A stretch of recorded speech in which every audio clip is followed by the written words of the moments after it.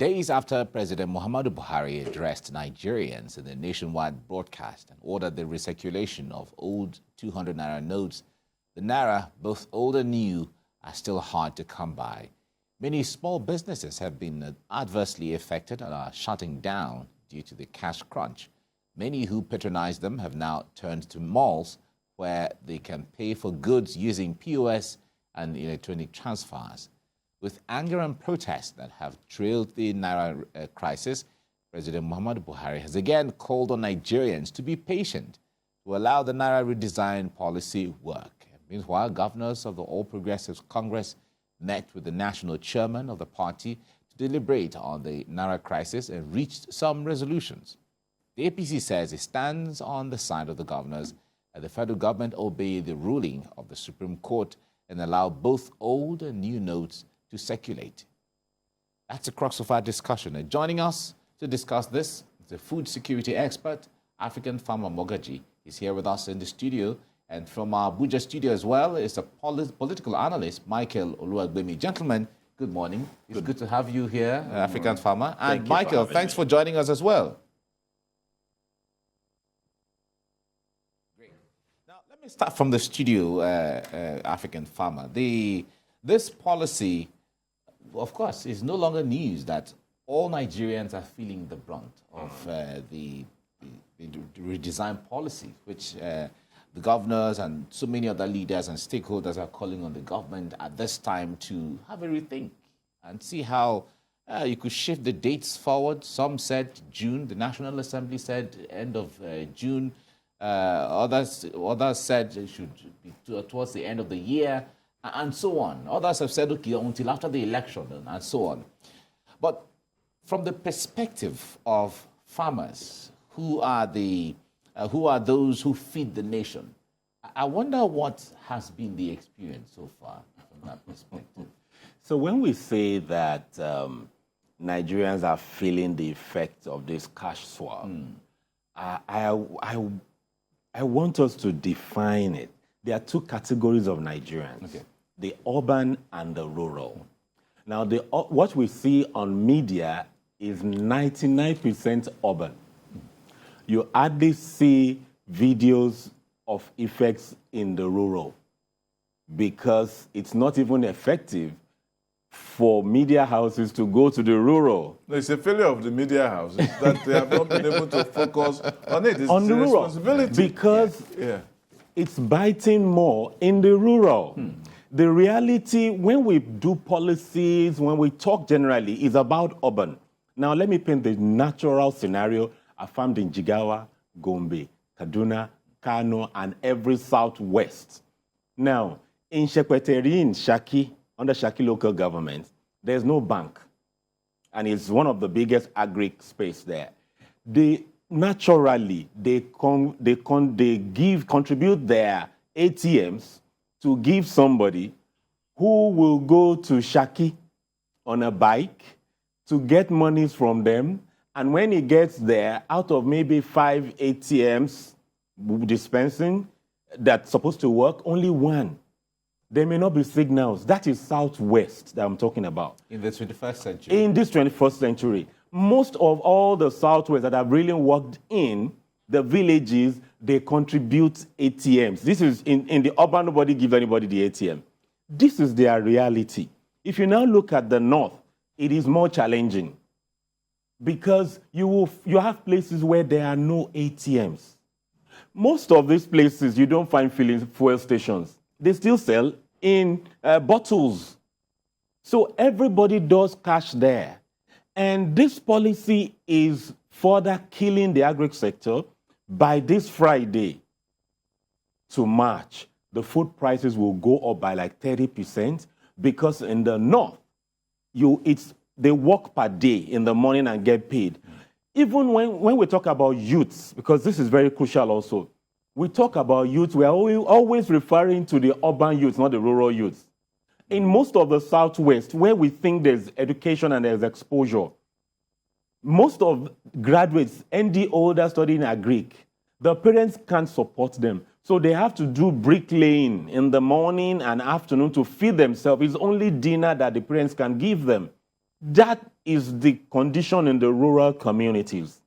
So when we now say there's a policy that comes up that you want them to stop what they are doing, it doesn't work like that. We focus too much on the elites. The rural people are finding it harder than the urban. So whatever we see of people taking off their clothes, it is small compared to what's happening there. Because one, if you drive from Shepeteri to Shaki, it's about 30 minutes at 100 kilometers to get there, to get to see a bank. So at a normal speed? At a normal speed. We operate. At a normal speed to be like 45 minutes Beyond Suits and Co., the rural people are suffering and they produce 80% of the food.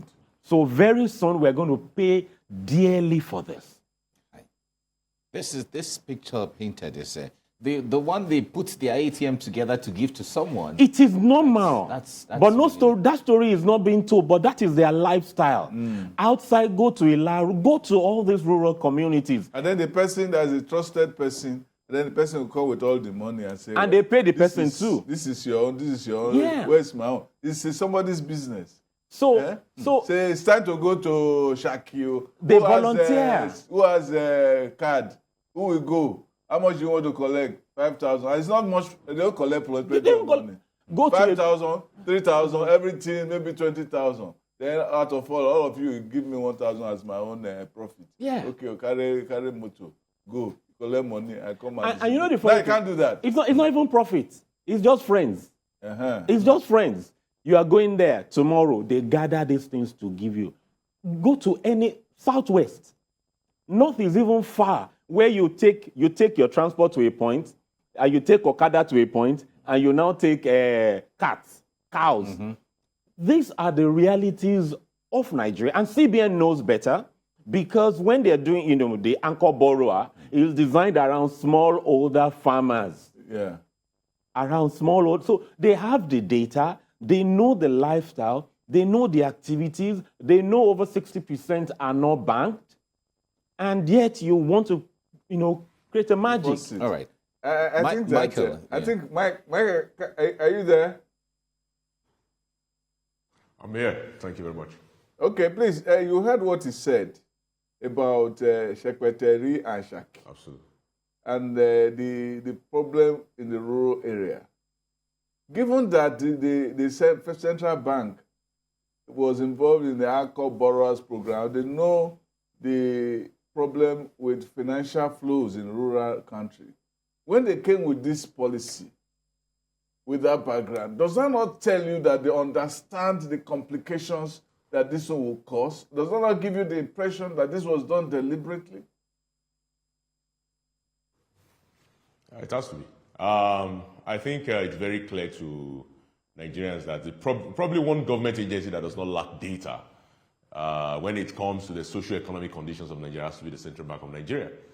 The reality is that the Central Bank understands that more than 60% of Nigerians are unbanked, despite its own, what I would say, manic policy around the digitization and financial inclusion of Nigerians, including its own refusal to license the telcos who can provide rapid financial inclusion. Nigerians should not pay a price for the central bank's inefficiency. And also beyond that is the core issue around data. First question is, are Nigerians overusing cash? If you look at the data, the reality is that we are not. Vast countries across the world, the relative use of cash in the economy is between 15 to 25% of the economy.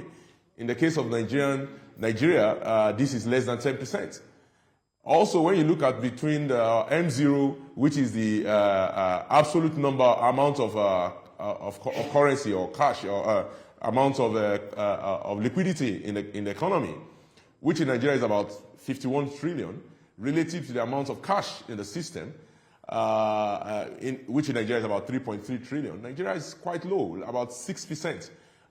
Britain, I think, is ranking at about 12 to 15%. The United States about 20%. Japan about 25%. So Nigerians are not overusing cash, despite the fact that our economy remains vastly rural. So one cannot but ask the question, was this policy well thought out, or was the policy actually designed to punish poor rural Nigerians?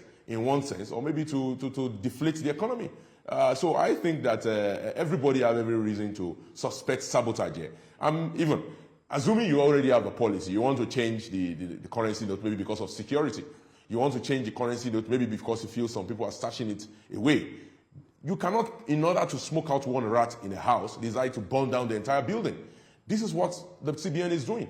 So I think the approach here has to be what actually causes the least damage to Nigerians, to the economy. We are talking about food security here. In the next 2 to 3 weeks, food prices are going to rise.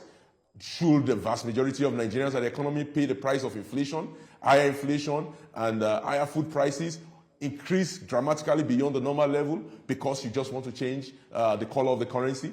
And by the way, has anybody seen this currency? As far as I'm concerned, on the political side of point of view, the currencies are ugly. So Nigerians, maybe we should have gotten a better currency for all of this trouble. All right. That's what Shivaji says. Once it's the ink. All right. Let me put you on hold, gentlemen. Let's go on a short break. We'll be right back on TVC Breakfast. Stay with us. Right, you're watching TVC Breakfast. On this side of the discussion, we are looking at the Naira Redesign and how it is impacting and affecting a lot of people, the traders, the farmers, and the artisans, and so on. The success, there is, the failures, if there is, or if there are, and all of that. We have African farmer Mogaji with us in the studio here in Lagos, as well as Michael Uluwagbemi with us in our studio in Abuja. All right, now let me come to you, African farmer. A lot of persons say that the issue of consultation, that if there were consultation and all of the stakeholders are meant to make this thing work, that it would have worked. That the message now that the CBN governor has said, please let us allow this policy to work. Also, recall that the president also reiterated that line, let us allow this thing to work. That if there were proper consultation before, everybody was on board, there wouldn't have been the issue of calling on anybody to allow this policy to work. What do you say? Now, they put the influencers, when I mean the influencers, not the online influencers, Okay. the traditional leaders, everybody, they've put them under pressure. And so everybody has to say, I was not part of it. I was not part of it. Because the pressure is on the influencers at the local level, at the world level. When you want to contest for election, you go to these people, you consult them before you bring about policy and throw out your plan. With this one now, everybody has to separate themselves. I'm not part of it because first thing first is when the people begin the unrest or they lose favor, it is at that local level. So it's very difficult for everybody now, knowing that people will be angry, people will be upset, to now want to identify with calm down. Nobody will say calm down. Listen to radio, listen to television. So everybody will be distancing themselves from it. Then it doesn't work like that. These people need to eat daily. It's morning, afternoon, night. It's survival that the rural and the people in the urban are after. Everybody is trying to stay home now because it's more challenging for you to move at night because people are hungry. When we check what happened during the NSAS and Co., what really happened was the guys who were making daily pay couldn't make daily pay again, and so they hijacked the thing and messed things up. So bottom line right now is that the daily pay conversation has been taken away, and so the people that should ideally tell the people to calm down know that if you say calm down, they will say, give us money or give us food. Exactly. They're looking for food We need to calm down for or something. money. So if they can't have access to those two, then even the 200 naira they said is not available in the ATMs. You know, yesterday I begged last week. A total filling station, I had my card, it wasn't working, and I had to beg the attendant that I need Coke and cake. And the attendant laughed and said, even if you don't come back, take. I begged. Because card was not working, and already I was feeling foggy driving. And if that happens to me, how much more the person who depends on daily? So this thing needs to be resolved fast. If not, there will be greater consequences on the food system. We've seen fuel scarcity. We've seen cash scarcity. Food scarcity is something we have not really witnessed and is about to happen because farmers don't want to go. Young people don't want to go to farm now. Even the investors, educated people who are investing in agri, everybody is stopping. And what normally happens in election year is things don't happen till May. Everybody sits down to say what's going to happen. And so when they know who becomes president and the person is sworn in and the ministers he appoints, will now wait again to see the body language of the ministers. So already election year is always messy with food. And unfortunately this year now, crisis over crisis is happening. And that's why it's even more important who becomes the president should be somebody that understands both urban and rural. If not, 2023 is on gunpowder. Yes. I want to ask you, Michael. I made a point earlier about conscience and conceit, and that Buhari's decision seems to be more about conceit than conscience.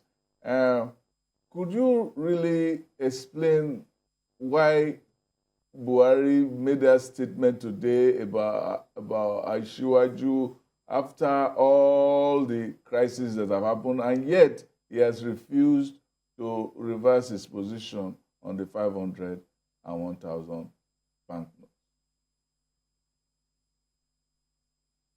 Yeah, well, it will be difficult for one to assume you know what the president is thinking or to scan his eye. But one thing I definitely know is that for any decision maker, the quality of the decisions you are making depends on the quality of advice you are getting. And the only person that can advise the president in this particular instance is the central bank governor.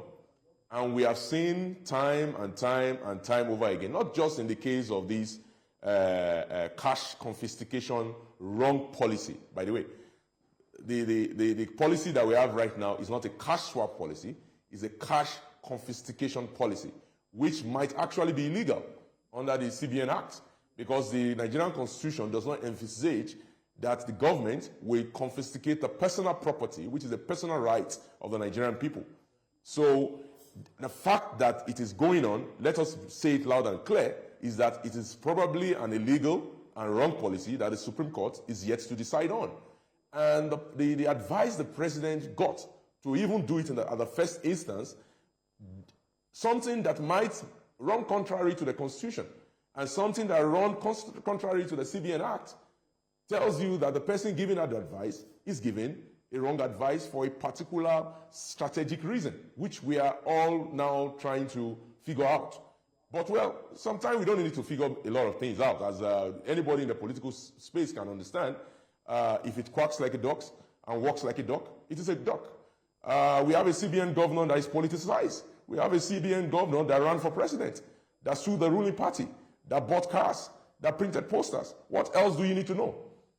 The reality of the matter is that we should never politicize monetary policy. And when you have the chief monetary policy advisor, who is already political, then his position is not tenable, period. The fact of the matter is that the president is getting wrong advice. The CBN Act does not envisage a cash confiscation. And even if you want to change the currency, it does not allow you to say that the currency, one particular currency is no longer going to be a legal tender. If you come back 100 years with Nigeria's old currency, the CBN Act allows you to get your face value back 100%.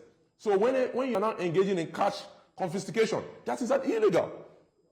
And then on top of this is, even if you are going to do it, at least be efficient.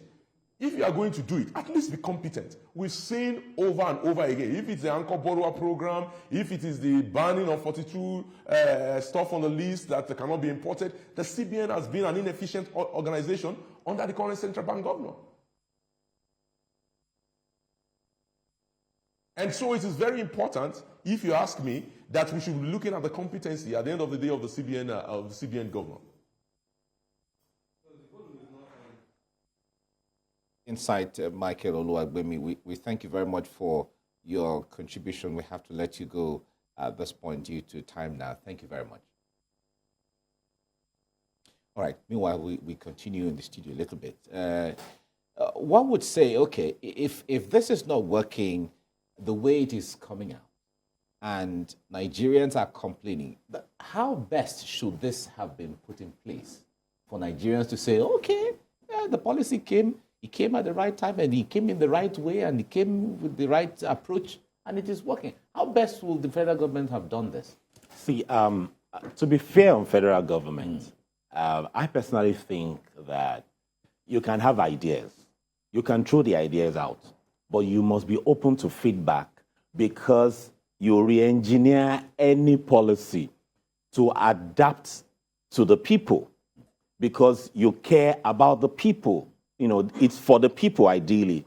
So if they tried what they wanted to do, and they are getting the feedback that it's not working across the country, why should they endure? The president has access to cash. The CBN governor has access to cash. Politicians have access to cash. It is the people who don't have access to cash. So when you throw out a policy and you see that it's not working, what you should do is to reverse it, re-engineer it, and adapt it, because you want to help the people. Yeah. And I would say this. Unfortunately, I want it on record. It's looking like the CBN has been out to sabotage President Buhari, even in food security. Policies, I once said this, and it's recorded. When the president asked, when there was an issue around light, he said, where's the light? I said it clearly about 5 years ago, that they are likely to ask him, where's the rice? The policies on rice in CBN, everything keeps somersaulting. There's always an internal sabotage planning to embarrass the president. When they launched the rice pyramid, I said it, they would have given President Buhari the biggest embarrassment globally because of climate change. It would have rained. This year, it rained in January. It rained in February. So if it rained that day when they launched the rice, we would have lost 1 million bags.